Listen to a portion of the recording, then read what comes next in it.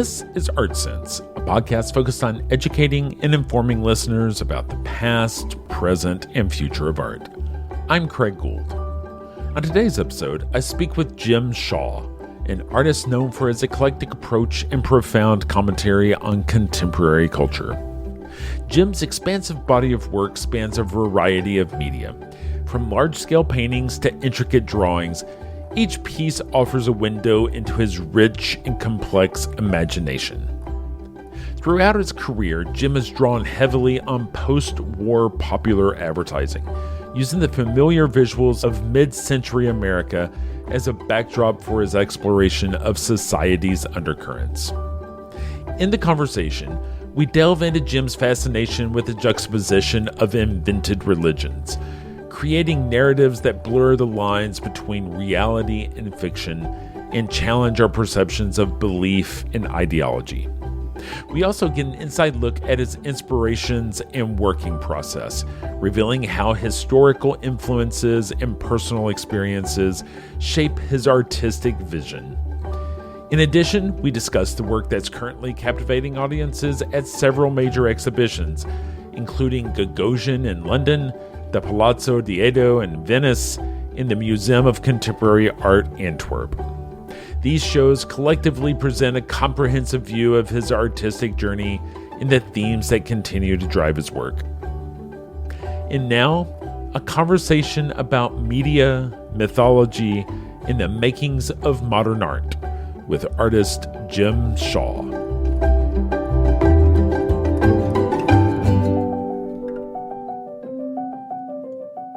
Thank you so much for joining me this week on the Art Sense podcast. Jim, I did want to talk to you because you have a show wrapping up soon at Gagosian in London. It's after the end of the world, don't you know that yet? Which is through Saturday, May 18th at Davy Street in London. But Jim, typically with artists, I like to start with a hypothetical, which is, say you're sitting at a dinner party next to someone who has absolutely no idea who you are or what your work consists of. How do you start to describe it to them? That actually happened to me at a gala for the new museum. And I was sitting between two people who were a married couple, the Krolls.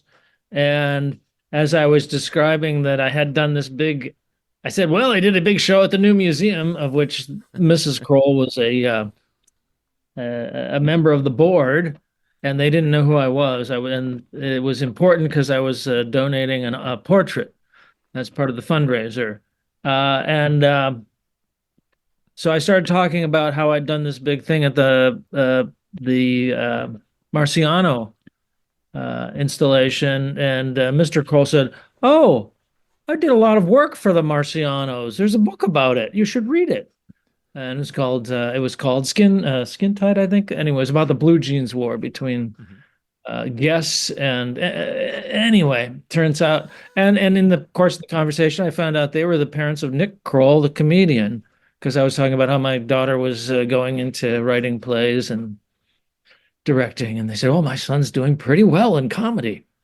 Anyway, that's the way. Okay, how would I describe myself? Somebody at a dinner party. Well, a lot of it's based on just being a weirdo, I guess. And as I'm 71 now, so every once in a while I get a little insight into why I do what I do. And I read this book by Gabor Mate on ADD, and I figured, well, I probably have that. My daughter certainly has some of the aspects of it, and his description of all of the mental problems, the depressive aspects of ADT were just like on the nose of low self-esteem, workaholism, wanting to always do well for people. So there's like self-hatred. It's all just wrapped up in there. This is why somebody works so fucking hard on their work and does research. And they were like, I'm like a trained monkey or something. But I pretend that there's a reason for it, which is that I'm peeling back the layers of the American psyche or something like that. I'm still doing that. I was trying to describe this painting that I just finished And I ended up writing this long essay about post-war economics, leading to all these various problems. The name of it was Milk of Amnesia, and because there's a nurse in the center of the painting had a little like a milk of magnesia type bottle. But I was looking at I've been looking a lot at advertisements. Usually when a show is over and the the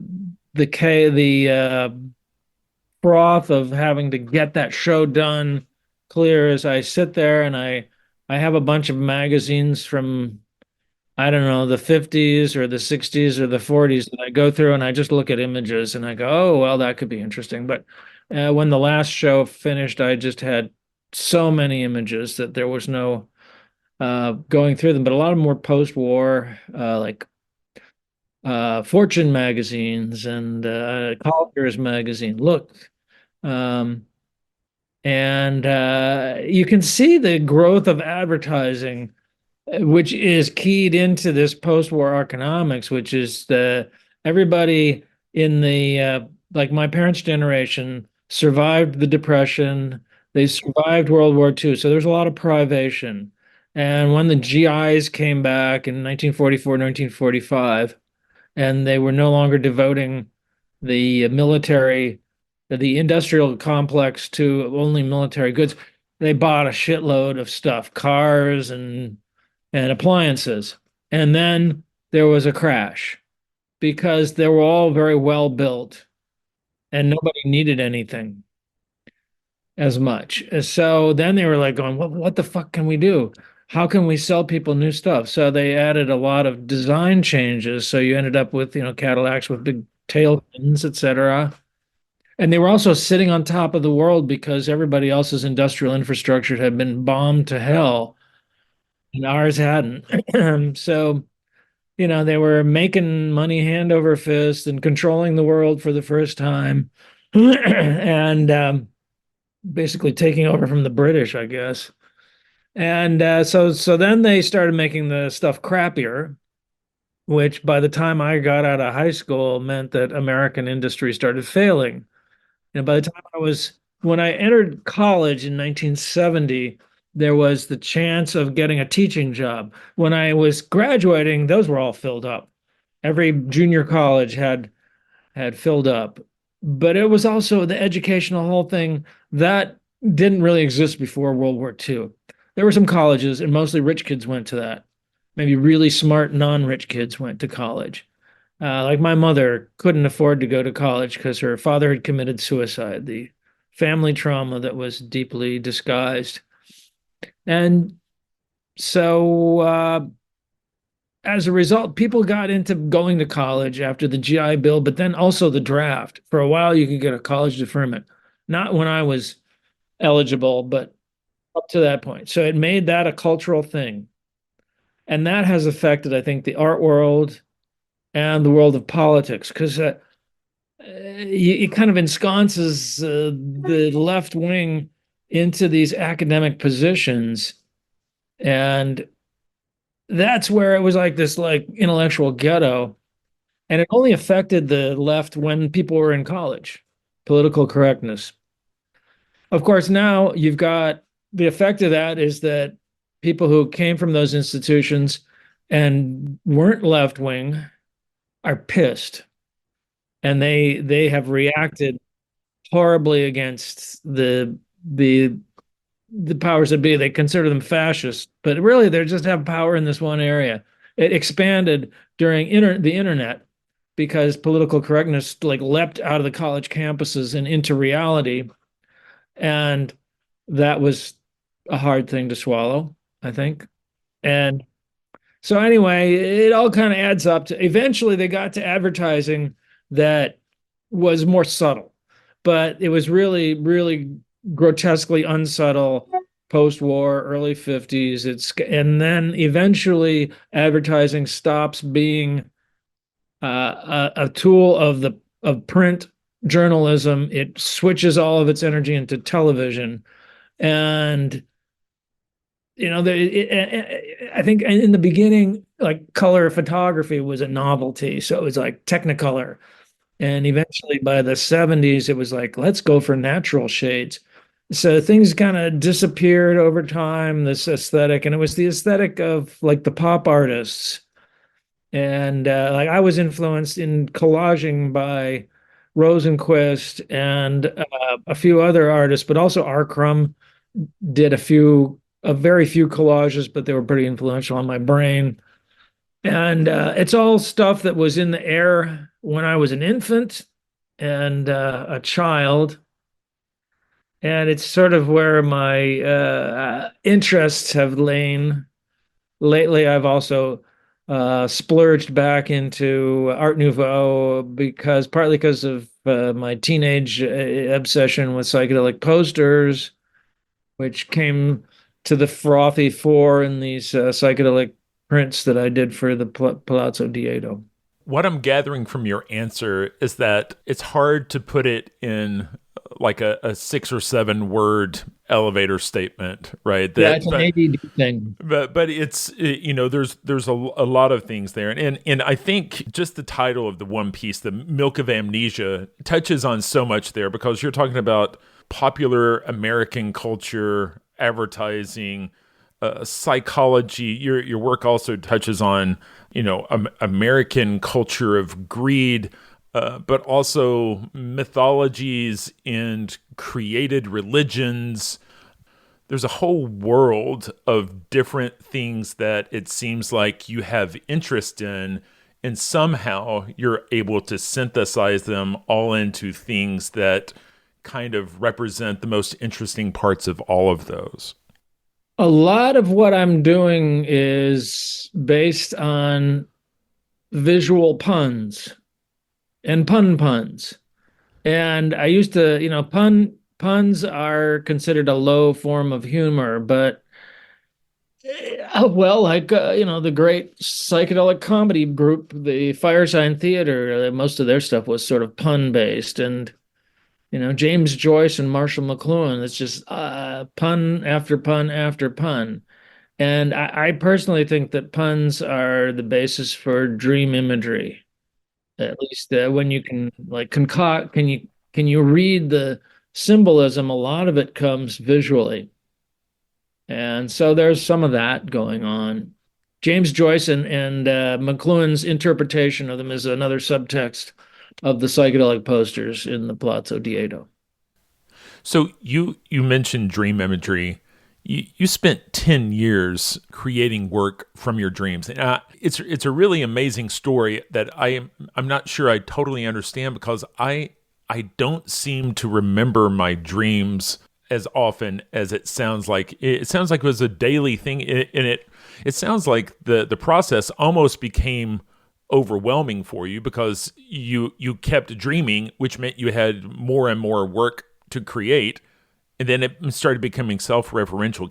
Can you talk about that whole period of working on dreams?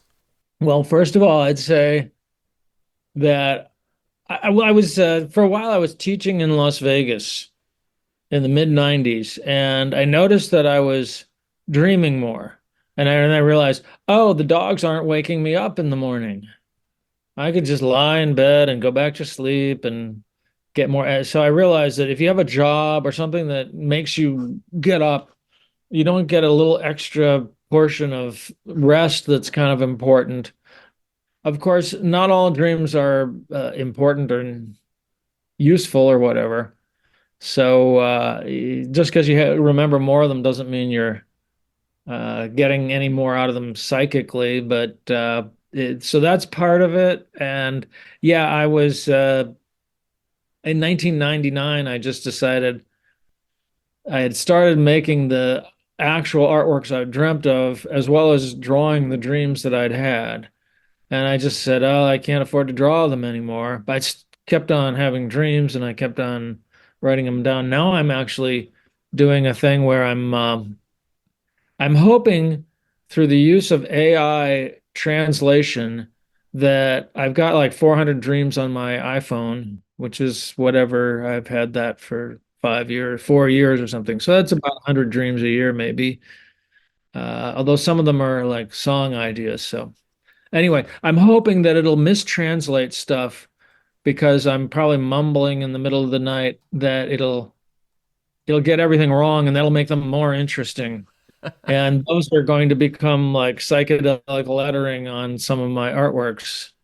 And when I Sure. can't find proper quotes from Ayn Rand or um, what's his name, Gottlieb, the head of the CIA's poisons and hallucinogens department. I think you're well suited to do a collaboration with AI because you have 50 years of imagery that you can feed AI, and then you can feed it what your dream was and have it spit back something that feels like Jim Shaw's response to a Jim Shaw dream. Well, my fear is that I did a thing on the internet once. I guess Absolute Vodka had different artists for a week. They were like doing back and forth, making art, and I would get all these comments from what I assume were like 12 to 14-year-old boys saying, draw a woman with really big tits. And my feeling is that when AI gets going, it's going to be me having sex with Taylor Swift or whoever, Nicki Minaj. There's going to be so much stuff that's going to be running through these massive farms of data farms that it's going to be very much like the Krell's giant computer in the Forbidden Planet, one of my little touchstones that briefly the plot of the Forbidden Planet is lifted from Shakespeare's The Tempest, but this flying saucer lands on a distant planet, and the only person left is a linguist who was able to translate the language of the Krells, who millions of years before disappeared overnight after they'd created this supercomputer that could make their wishes come true. And basically, it was like their ids just went and tore everything apart. Everyone was like torn apart through anger and jealousy. And so now there's this id monster created by the linguist over jealousy over his beautiful daughter. Anyway, I feel, and the entire planet is one giant computer. Uh, I feel like we're getting there Yeah. to the where that's going to be reality is going to be what people do with AI to some extent, and it's going to like from now on, anything outrageous that's attributed to any politician, they can just say, "Well, that wasn't me. That's fake." Just listening to you speak, I know you've done graphic novels. I mean, your work takes on so many forms, and that's a whole nother conversation. But it just seems like you would be the type of person that would really be able to like sit down and collaborate on science fiction or collaborate on something that is something of a twisted animated story of one sort or another. I mean, have you ever thought about bigger mass media sort of productions or media types that kind of springboard off of your twisted worldview? I hope twisted doesn't come across as something offensive there. Well, when you're filled with self-hatred, then twisted is a norm, right? Well, I really think that David Lynch is kind of my two of my artistic idols are David Lynch and Scott Walker. And for sure, Scott Walker suffered from he wanted to obliterate himself to some extent. And I'm sure, I mean, I saw a show in Philadelphia many years ago of Lynch's art, and I realized, Yeah. oh my God, Bacon was a huge influence on Lynch. But I think like episode 8 of the reboot of Twin Peaks was just the best piece of television ever, maybe. The one with the where the camera slowly goes into the middle of an H-bomb explosion. And anyway, yeah, sure, sort of. I mean, I wanted after seeing Un Chien Andalou in high school, I wanted to make films. And I just kind of I thought about being a comic artist, but it didn't feel like I was too tortured doing comics. I worked in special effects for several years. I worked on I worked on Earth Girls Are Easy and Nightmare on Elm Street Part 4. And my first job was really to do the Dream of a God for uh, the Tree of Life, which got put on the shelf for 35 years before it got finished. Uh, but yeah, sure, I guess. I don't know who'd be interested. I mean, obviously you can do all kinds of shit now. But I'm old. It's when I was working in special effects, I was in my late 20s, early 30s, and I had enough energy to, along with a little white powder, you could work. The cocaine was a workaholic drug in LA, and the special effects industry ran on it. And I'm glad I used it then rather than when I had an art career, because Sure. man, you could waste a lot of money on and energy thinking you're a genius Mm. as you're snorting coke. So, have you ever run into David Lynch? No. I was watching a video from one of your openings at the Gagosian Beverly Hills last year, and there were some interesting familiar faces there. And one of the faces, it looked like it was Robert Williams. Is that somebody you know? Because your work, it feels like you guys could be, kind of kindred spirits in a way. Yeah, yeah, no, he was having shows. There was a guy named Ray Zone, who I think eventually became a born again Christian, but he did these little zines and he had shows occasionally. So he had a show of Robert Williams' first zombie mystery paintings. And so I got to know Robert back then. And George DiCaprio was another part of that group, Leonardo's father. So I met Leonardo when he was like 10, and we ran into each other at a garage sale. Um, and there's a great collector of popular cultural stuff named Glenn Bray in Los Angeles. It's a group of lowbrow intellectuals, basically. Uh, and yes, I do know him. He's he regards the art world with suspicion, and he doesn't come out to it much. But he I was grateful he came because he lives way out in the valley, and they were wearing masks because they're like 80. I'm 70. So everybody else isn't wearing masks, but really old people and people who have, life-threatening diseases nowadays. I should be, I guess.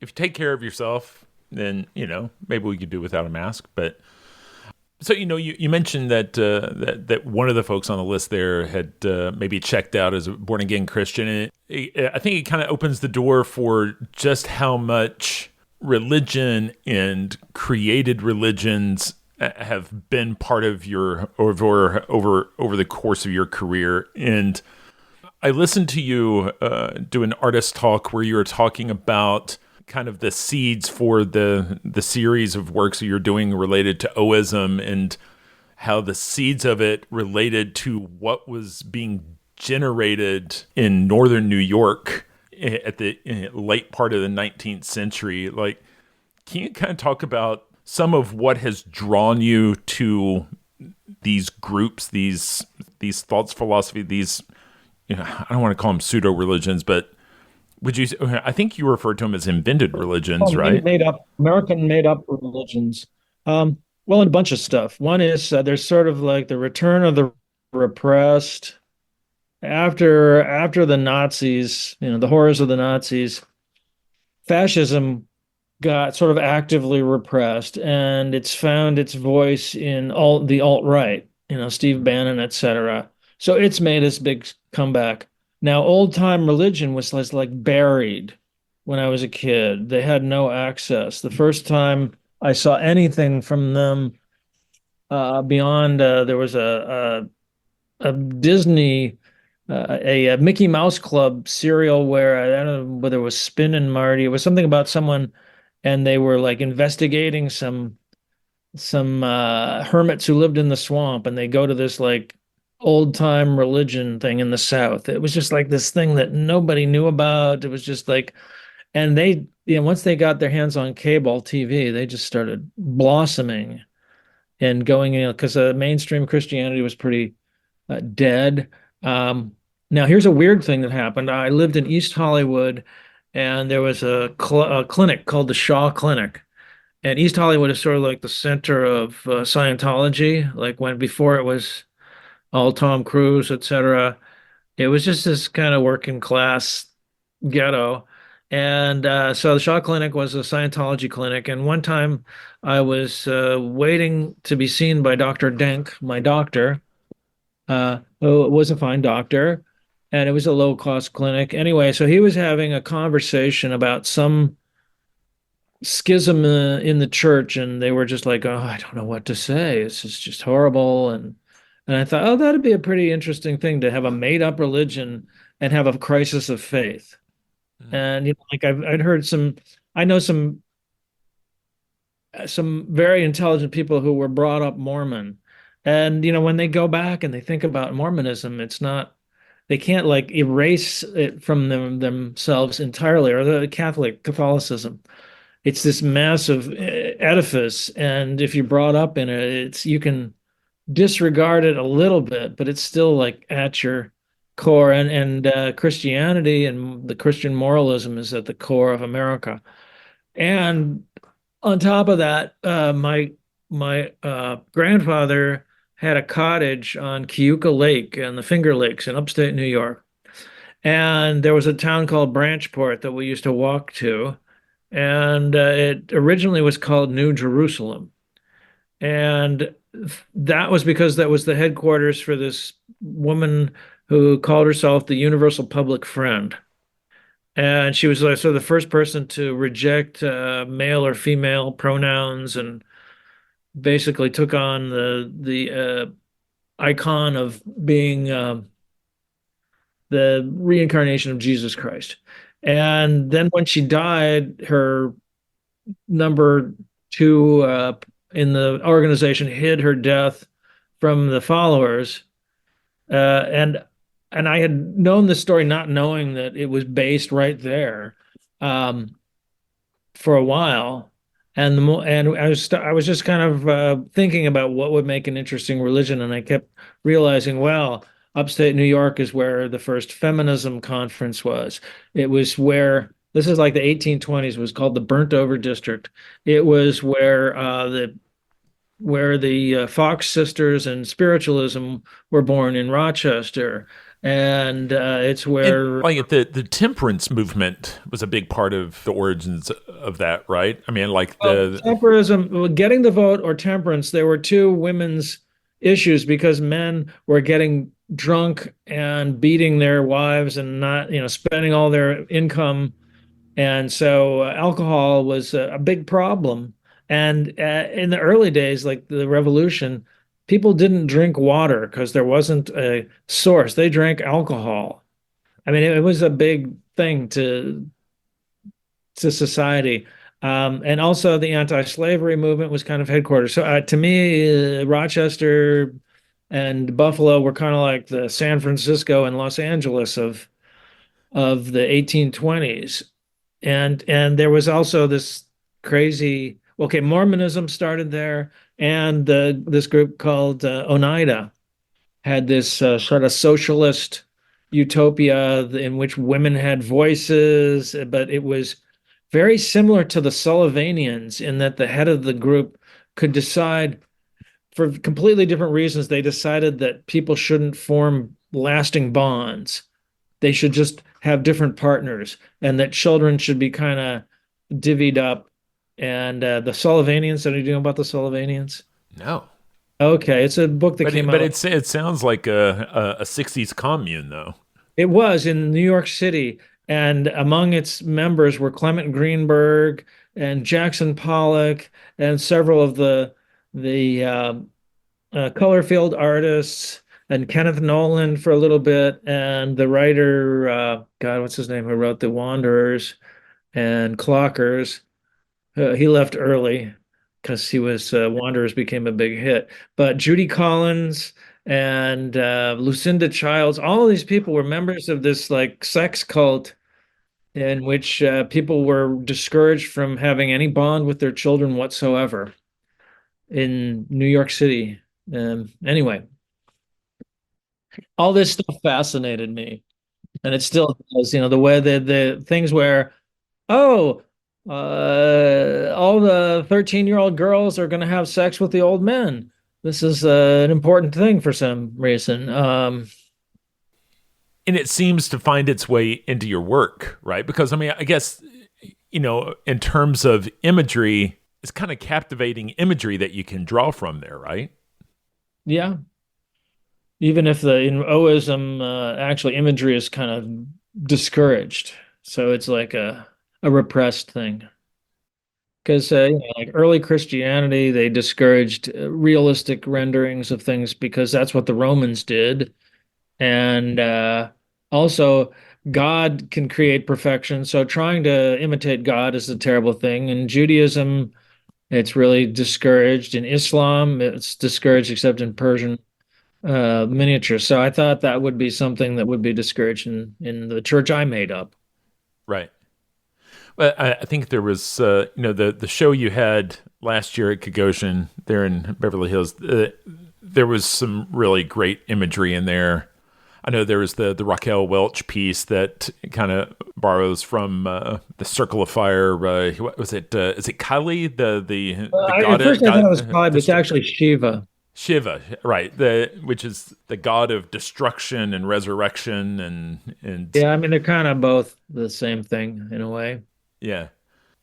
Even in this show right now, I mean, can we talk about some of the images in this most recent show? I mean, obviously, there's a Trump pen and ink piece, which I think is in both the shows I was referencing. But there's one image where it's like the popular '50s sort of advertising of someone dressed for travel on a plane. Back when you used to wear a suit to travel by airplane, and they're having what seems to be some sort of experience as he's holding like a French language instructional book, like Yeah, paperback. but he's having some sort of event in between he and his wife. What's going Well, on it's in that? actually it's not his wife. It's just a young girl who's smitten with this middle-aged man. And I'm assuming the ad was aimed at middle-aged men. I don't remember what was being advertised in that. The other thing that it looks like an ad for the Rosicrucians, where there's this image of someone having like a mental uh thing, but it's actually was an ad for some distribution network from Fortune magazine. And it was just like a conflation of these the sort of pseudo mystical America with this traveling delusional element that just kind of clicked in my brain. Just siphoning through all this old imagery. Uh, there's another one involving a TWA stewardess and like the average Mr. Joe public trying to help the world stay afloat, which was a trope of political cartoons of the period.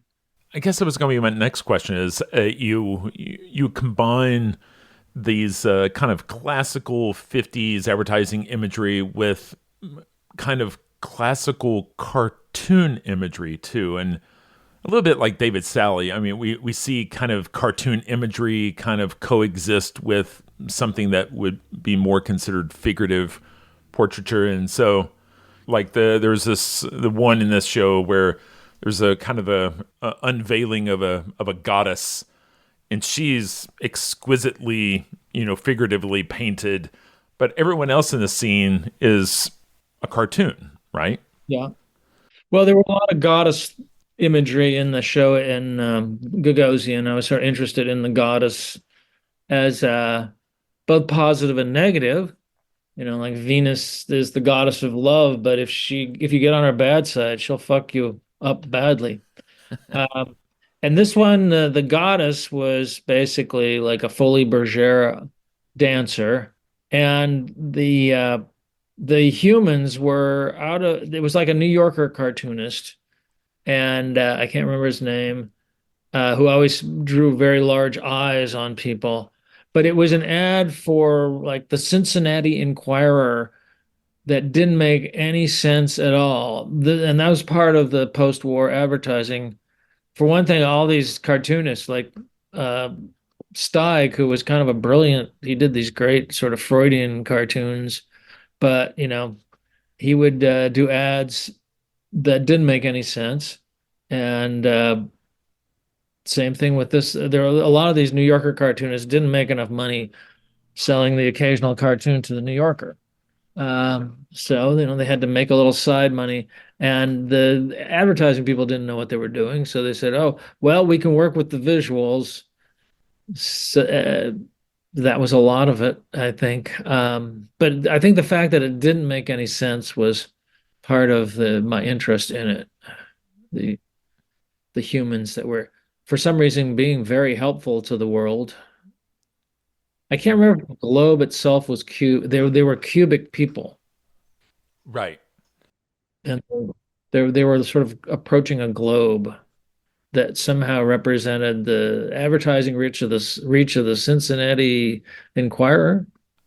I can't let you go without asking you about your thrift store paintings and your curation of found thrift store paintings. And I was listening to a talk by Jeff Koons, and he was talking about how a lot of what he did was inspired by Duchamp, and he considers it all ready-mades. And it really had me thinking, the way you acquired and utilized these thrift store paintings, you really could call those ready-mades, right? I just think I'm curating stuff other people made. I had a cup. I did one thing on top of a pre-existing painting because it was for a show about this. I forget, the Cobra was a European movement of repainting over things, and but it wasn't something.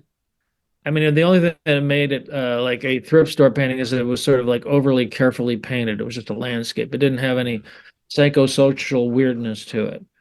And I also had made at a time back in the aughts, I was making more money than I knew what to do with, and I had all these employees. And if I was going out of town, I was worried that they wouldn't know what to do. So I would give like an assignment of making some OS thrift store paintings, just giving them a title and seeing what they'd come up with.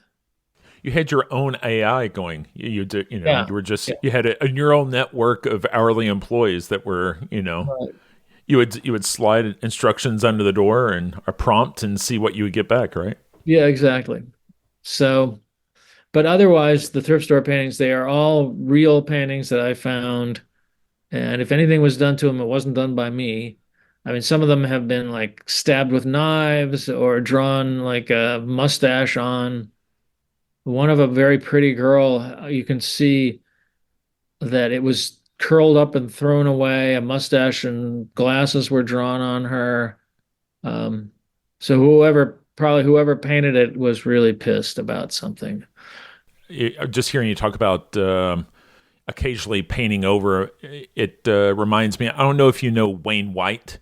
Yeah. He's yeah, and so he's got this whole body of work where it's not the hobbyist thrift store paintings, but it's those mass-produced paintings that your grandmother would have on her wall back in the 70s. Those show up at thrift stores, and he adds these just beautiful 3D texts that are just in, the words are always just like, shit show or whatever, which is like, it's really interesting to contrast with what's supposed to be this bucolic 19th century scene, right? Someone else who did that, I got a letter from once, was, God, what's his name? He did the cover for Bitches Brew and Second Santana album, Matty Klarwein. He was part of Salvador Dali's inner circle, but he did a lot of paintings on thrift store, I guess European thrift store paintings. The ultimate psychedelic painter. We started our conversation talking about your retrospective at the New Museum, and I think that's a really good example of just how diverse your work is, right? I mean, we're talking about paintings, drawings, comics, paintings of I mean, gosh, we could even go into your whole fascination with paperbacks and paperback art. There's so much, when you get an idea, when you get some seed of inspiration, how do you choose what media you're going to use to scratch that itch? Usually it comes fully formed in terms of the media. The one of the things I did a whole piece about this. There was an article in Life magazine in the mid '60s about American International Pictures, where the reporter is following Samuel Arcot or James Nicholson around, and he has this idea, and he comes up with a title, the Dr. Goldfoot and his bikini bombs, and then he turns to his assistant and said, "That's a great title. Let's make that movie." And I always use that as a thing like it's a good thing I don't have a very much money because I have to think for a long time before I do something like that. Not that the world would have been a better place without the movie Dr. Goldfoot and his bikini bombs, but um, it makes me wait a while. I mean, I sort of should have waited this year before I did the new piece for the Muka show because there was no funding for it and it cost a lot of money to make. But I will for sure be holding to that. Only doing things I can afford to make. I don't know if you can see these caveman heads. One of them is kind of based on Richard Nixon. The rest are just kind of, it was a dream of these cavemen that were playing drums they were sitting on junction boxes in a gas station along the 5 freeway when it cuts through the mountains. And somehow it involved the Kennedy assassination limo. And I knew from recounting the dream that their actions were based on the Nairobi Trio, which was these apes in human clothing wearing like weird bowler hats and smoking cigars, and they were playing mallets. And one would hit one on the head very slowly. Um, so that was sort of so I made that happen for this new piece that's at the Muka show. And also, by the way, largest number of thrift store paintings are on one wall there, like 400 or so. If anyone gets there, I think it's still on till like the 20 something. I could look it up, but So you have the Muka show going on. You have the show going on at Gagosian in London for a few more days. Then remind me what's in Venice. the Palazzo Diedo has two different installations. One's a ceiling mural about the mythical life of Alexander the Great as a sort of a metaphor for today's larger than life figures who think they can live forever or fly to Mars, Silicon Valley billionaires, because he was used as a metaphor for hubris, but all this crazy like tall tale shit that he ran into becomes part of his story and his quest for immortality. And the other one is called Split Fountain, and it's a large, like a 12-foot tile fountain that is half an H-bomb explosion and the other half a psilocybin mushroom. And it has this sort of jism spurt coming out of the middle of it, sort of inspired by this book about by a linguist who was one of the translators of the Dead Sea Scrolls, who claims that all Western religions are based on mystery cults that were secretly about taking psychedelic mushrooms, which I don't totally buy, but it's a good. And they had this image of Yahweh as a fertility god that was spewing his semen through rain and fertilizing the earth. So I took that and took the term split fountain, which is a printing term, which was where you put two different colors of ink, and during the press run, it makes a gradation between them. And it was used on early rock and roll posters, and then a lot on Fillmore, like psychedelic posters. So I thought, oh, I'm going to do these things about the splits in civilization And I decided to base them on the 10 thundercracks of Joyce's Finnegan's Wake, and these 10 visions and dreams that occurred to Jung, but all in the style of different psychedelic poster artists. Here, I'll just pull out a couple of them. Yeah. Uh, this one, these are like slightly off-printed. This one is based on fire.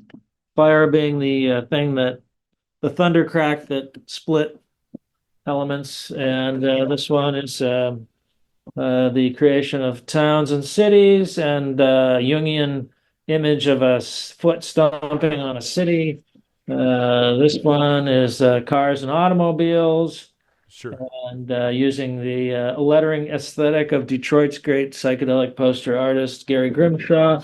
This one in the style of Peter Max, and it's Yeah. the portrait of the artist as a Jung mandala, Wow. and from a Jung dream of the implements of war splayed out on either side. Well, that they all look like they could be promoting concerts at the Fillmore or the Bill Yeah, Graham, Rose right? Wilson being the sort of the primary guy, and part of that came out of during after my first really psychedelic experience, maybe 12 years ago, doing ayahuasca, realizing, oh, the Red Book, all this stuff looks like there was something DMT-ish going on in Jung's brain, and it totally prefigures all of that psychedelic stuff. And yet, I don't believe that stuff was popularly available until like 15 years ago. So it kind of existed totally on to the side from that. Of course, it was post Art Nouveau, and who knows if there were any, if people were dabbling in henbane or things like that, Right. because and to me, sort of the two big schisms that have happened in the 20th century are, the evil of rationality as between the, Nazi scientists and the H bomb on the one side, and the explosion of irrationality through taking of psychedelic drugs. The first one that really hit the brains of people was psilocybin in the mid 50s, late 50s. Let me ask you, how do you navigate? Like, I feel like your work has an opinion on American culture, the trappings of American culture, maybe the false promises that we were sold 50 years ago, the false promises we're being sold now, without being overtly political. Other than someone descending a golden escalator to the ninth circle of hell, do you try to avoid, like I had this conversation earlier this year with Robbie Cannell. He kind of takes aim at all of the usual political suspects. Is it too low hanging fruit to think about doing work that is pointed at Jeff Bezos or, Elon Musk? Does it need to be a little bit more subtle? Like, how do you navigate that? Well, I think when Trump came along, it was an unavoidable subject. It also, for me, it started when I was doing giant backdrop paintings, like on full-size backdrops, and they were inspired by the drum beats towards the Iraq War in the early 2000s, and I, could just see disaster coming. And so I like went back into political art of the 1800s and political art of the present, and I thought anything this big can only function as a political cartoon. And so and when Trump came along, it was like, okay, we have to like declare that we don't like this in some way. And but knowing, I mean, if I was younger, I would have just done online memes or whatever, but I don't know how to do that. So I just did the things that I knew how to do. And I was starting with caricatures of Trump that I was then taking and distorting the hell out of on the Xerox machine. I like the simple life. If you just move something while the bar is going by, it stretches it out. And if it's an ink drawing, it does a very nice job of it. And I made an animation of that, like just moving just all these Trump distortions. I made Trump wallpaper. Um, and then after he was defeated in 2000, I'm like, God, thank God I don't have to do any of that stuff again because I wasn't, it's not exactly commercial. I don't know if I've sold any Trump-oriented things, but it just he's coming back. He's back from the dead, like Jason, and I feel like it's time that we look inward and understand. Like I really do think that left-wing thought gets trapped into these decent paying academic jobs, and it's not there on the streets. Of course, the right wingers get money from massively donated right wing think tanks if they don't have a job at a college somewhere. Yeah, so there's money going into it, but they're like the wolves trying to figure out a way to attack the flock, and it's got to be a lively world where and also we're like entrapped into these hipster areas. Like I really think if we were all to just go, I'm leaving New York or Los Angeles or San Francisco and move to the most hospitable place you can find in a purple state, that would have a bigger impact. Because how many times has the president been elected by a minority of the voters because of this, and the Senate, the Senate is like totally built, until you can change the electoral map, there's going to be an extreme conservatism where the population of Los Angeles is bigger than like five other states, and the population. So you're in this blue state where I am, and it sucks all this energy into making TV shows and late night humor.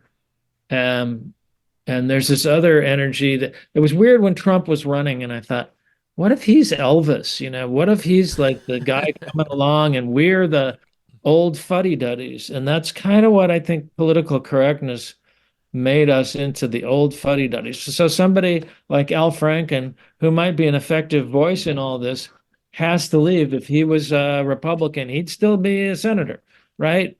Because they don't care about the depredations of their candidates, but on the left, people do care. And so there you got the sort of fratricidal, or what is it? What is sisterhood?